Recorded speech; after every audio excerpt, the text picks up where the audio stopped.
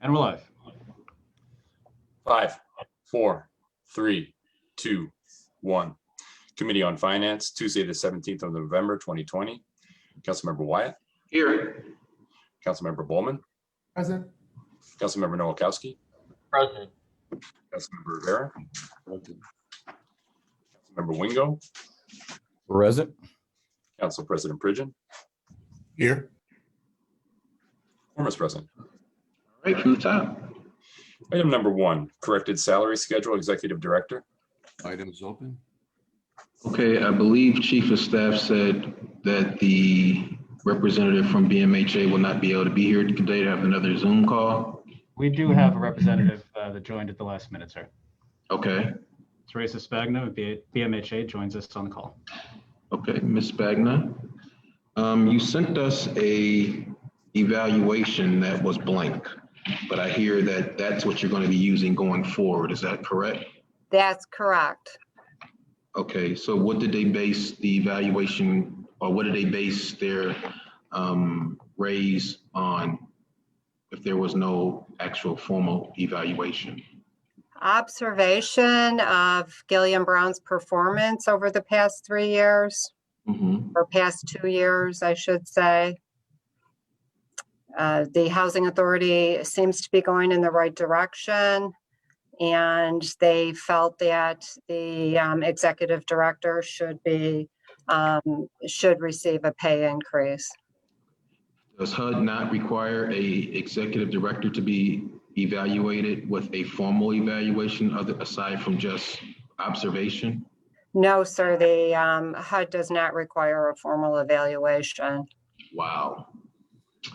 Guess I understand why it's all messed up. Okay. All right. Well, I would like to see this evaluation next year, and I'm willing to approve it as long as we can get the formal evaluation next year. I don't know if we have any authority to change what you've already put in place, because I believe you had 3 years of a 2% increase. Then you changed it to 2 years with a 2% increase, correct? Well, it was originally 3 years. It's identical to the wage increases that were provided to union employees, the 2% wage increase. So there was a 2% wage increase, 7/1/20. And then there is a 2% increase, 7/1/2021, and a 2% increase, 2022. Okay. Okay. Well, I still would like to hear input from the residents. I got a number of residents who contacted me that they were appreciative because they had never been talked to as far as what they felt about the direction of BMHA. And that was something that me and Mr. Brown talked when he first gotten into the position, that there would be some formal conversation with residents, not just what you hear from your executive team, but that you would yourself, he would himself go out. He told me he would do that, and I've not heard that he's done that. I will relay that information to Mr. Brown. Mm-hmm. And I think you'll be pleased with the outcome. Mr. Brown is committed to serve our residents. Okay. All righty. Well, thank you very much. Well, thank you. I certainly appreciate your time and consideration. So for item number 1, we're on item number 1, correct? Yes. Okay. So the motion is to receive and file item number 1. Motion to receive and file.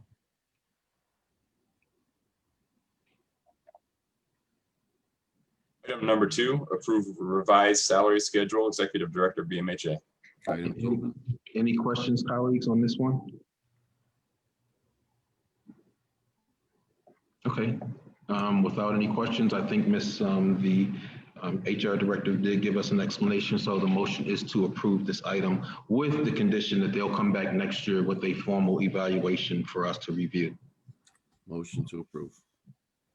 Seconded by Councilmember Bowman. Take from the table item 3. Take from the table items number. Item 4. I'm sorry, item 4. Item number 4. Item number 4, proposed agreement with SAS Institute. Item is open. This item is open. I believe a number of us had presentations from SAS yesterday on this item, so it's open for conversation. Council President Pridgen. Thank you, Mr. Chair. I was able to see most of the presentation on yesterday. I think, and I know I've had discussion with some council members about this. I think one of the things that we want to ensure, if this is approved, is the council's ability to ask for data, receive data, and not have to wait for it to be disaggregated by a department. I think it's very important. I personally think data, and this council asked for a lot of data, is very, very important, but not just for the police department. If we're going to approve this, I think that we have some critical areas in government that before we make a decision, data will be useful.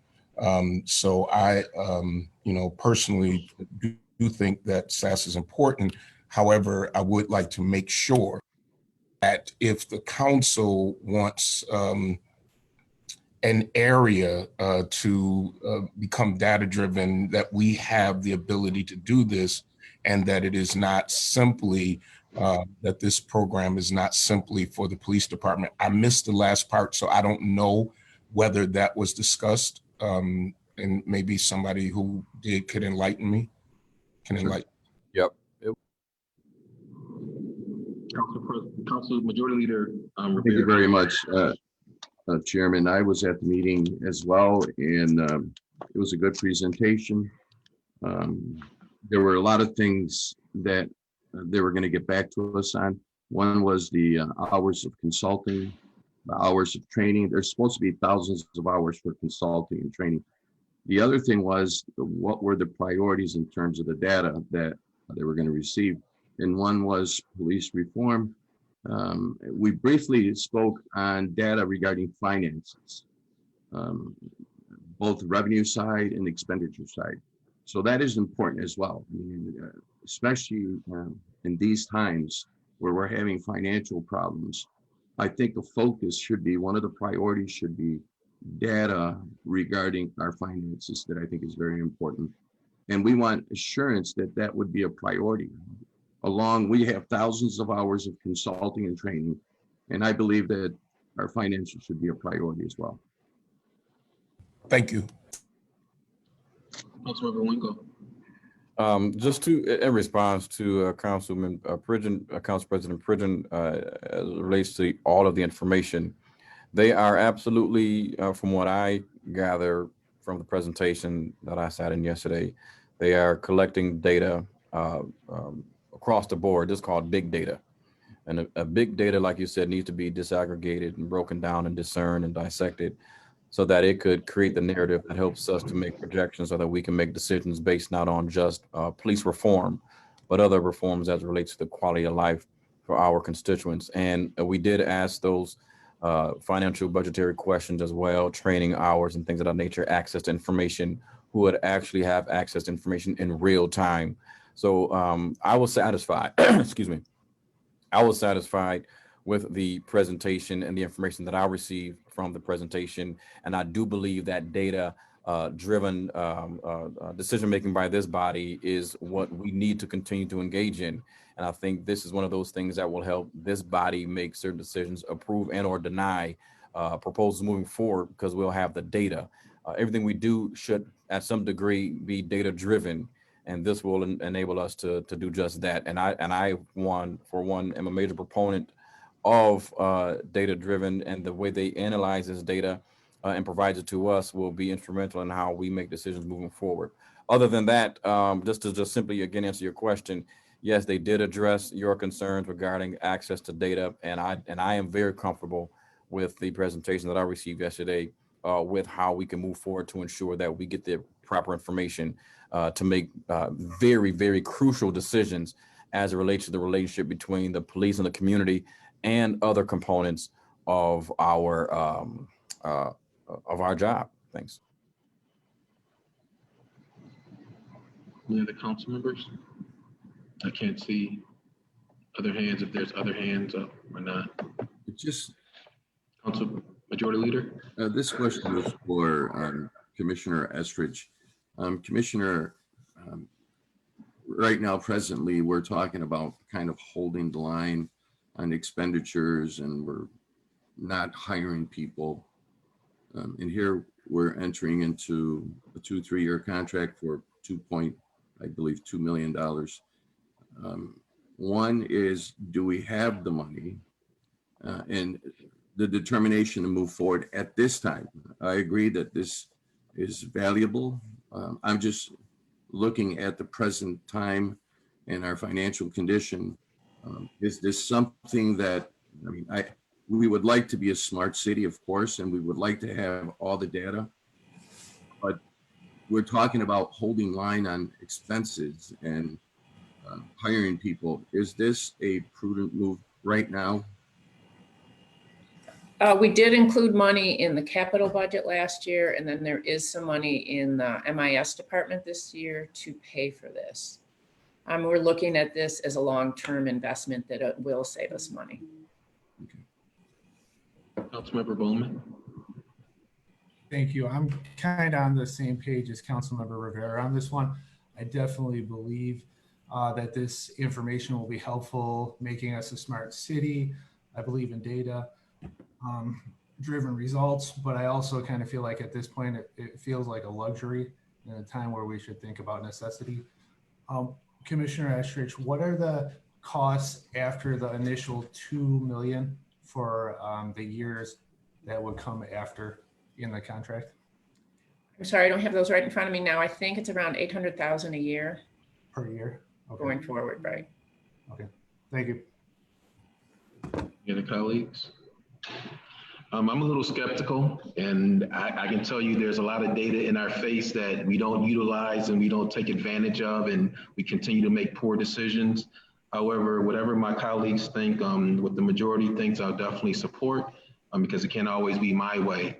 I'm willing to, I got my master's in leadership, and one of the things that I know over the years is that you're driven by data. And so if we can get this data and we can make better decisions, certainly it should save us money. But if we get the information and we don't utilize it, or we don't have access to it, that's readily available to council members to make that decision, then we're stuck in the same situation. So I do think that it's a luxury as well, considering our current financial struggles. However, if my colleagues are, think that this is the right move for us, I definitely will support that. And given an opportunity, I am concerned about the dollars that may be spent outside of what we actually has budgeted for, because I know the focus has been for police reform.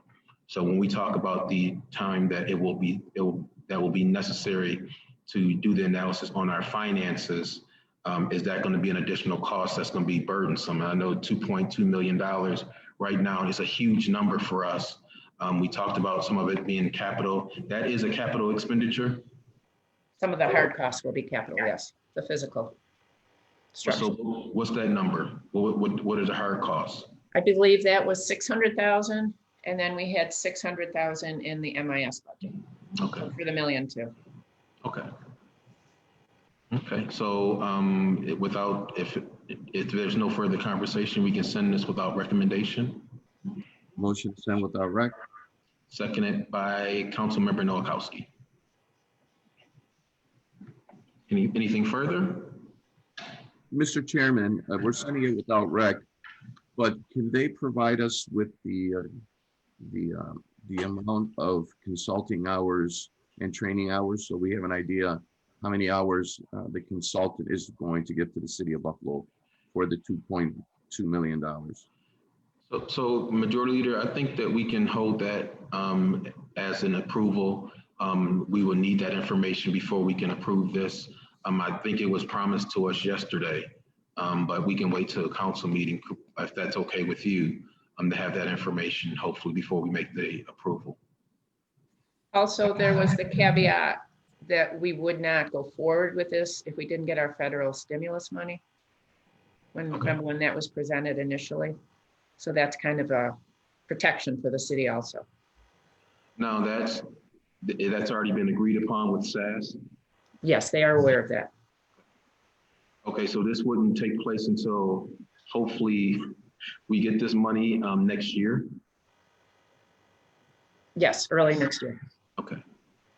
That's fair. Okay. Okay. Motion to send without recommendation. Motion to send without recommendation, seconded by Councilmember Noakowski. Motion to adjourn. Motion to adjourn, seconded by Council President Pridgen.